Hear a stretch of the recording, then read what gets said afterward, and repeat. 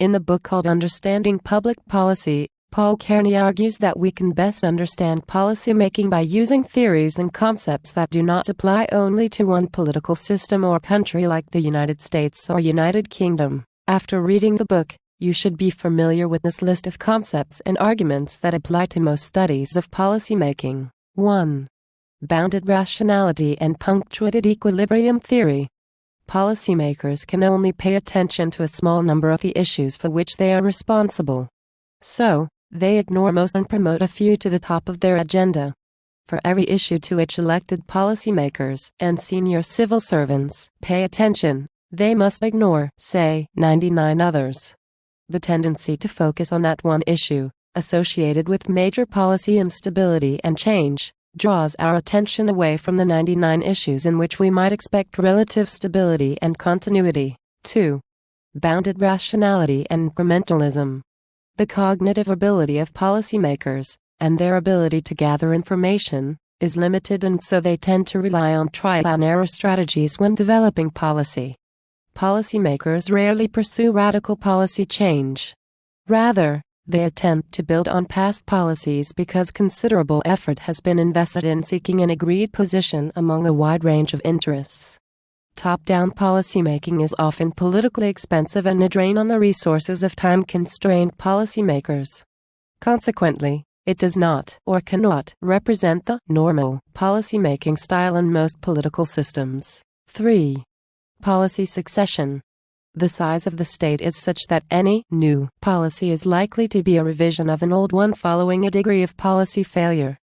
Policy often represents its own cause, and apparently new policies are often pursued to address the problems caused by the old. 4. Inheritance before choice. Political parties make a difference, but they also inherit massive commitments. Most policy decisions are based on legislation which already exists, and most public expenditure is devoted to activities that continue by routine. New governments reject some commitments but accept and deliver most. 5. Multi-level governance.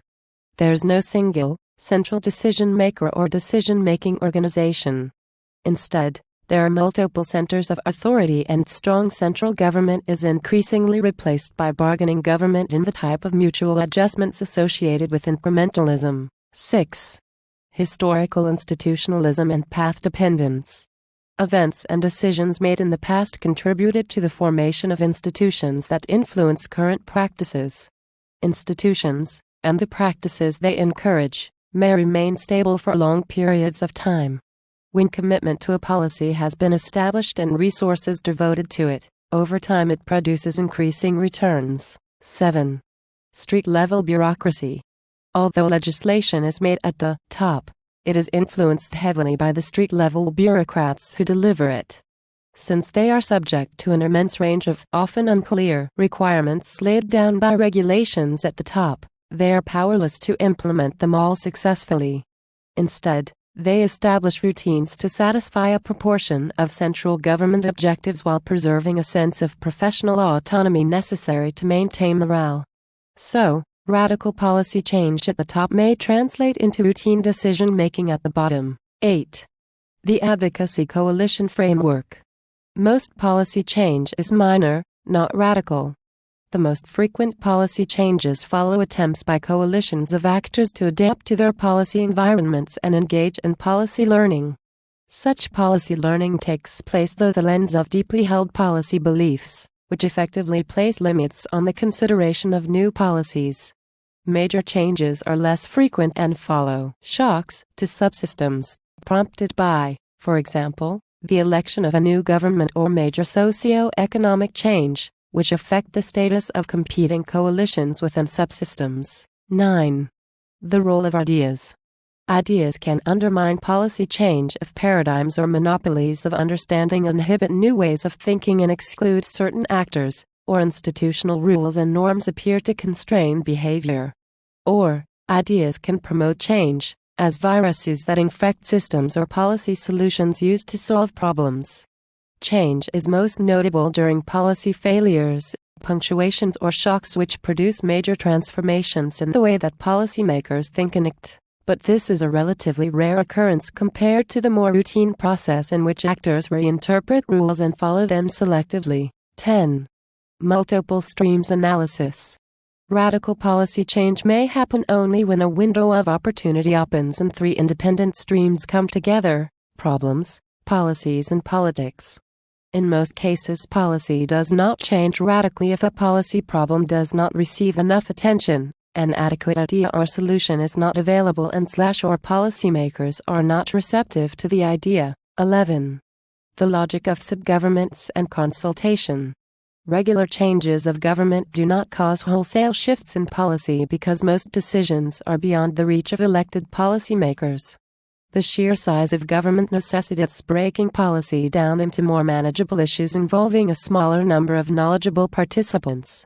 Most policy is conducted through small and specialist policy communities which process technical issues at a level of government not particularly visible to the public or elected assembly, and with minimal policymaker or senior civil service involvement. These arrangements exist because there is a logic to devolving decisions and consulting with certain affected interests.